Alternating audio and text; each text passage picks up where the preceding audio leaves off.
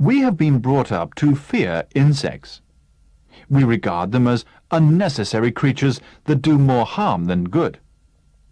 We continually wage war on them, for they contaminate our food, carry diseases, or devour our crops. They sting or bite without provocation. They fly uninvited into our rooms on summer nights, or beat against our lighted windows. We live in dread not only of unpleasant insects like spiders or wasps, but of quite harmless ones like moths. Reading about them increases our understanding without dispelling our fears.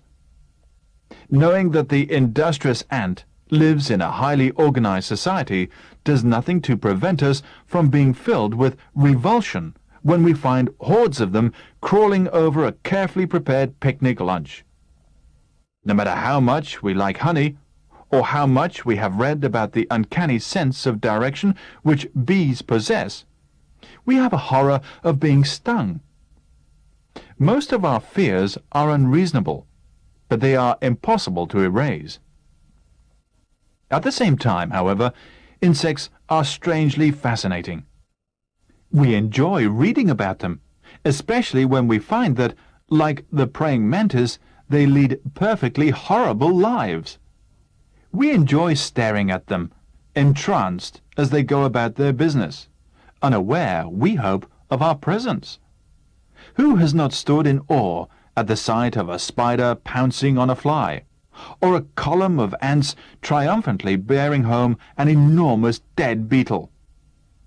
Last summer, I spent days in the garden watching thousands of ants crawling up the trunk of my prize peach tree.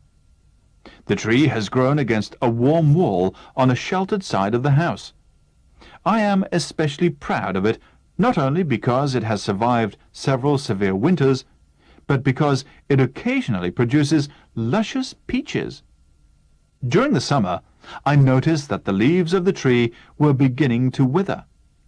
Clusters of tiny insects called aphids were to be found on the underside of the leaves. They were visited by a large colony of ants which obtained a sort of honey from them.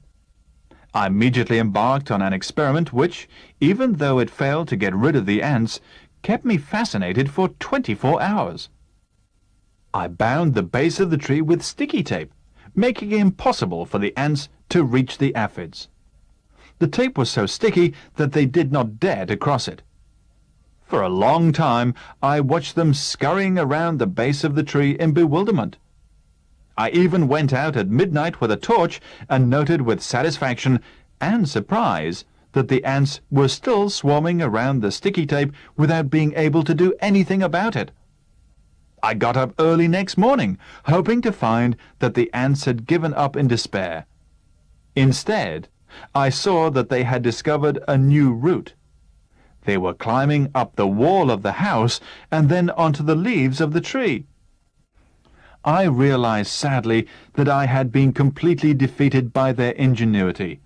The ants had been quick to find an answer to my thoroughly unscientific method.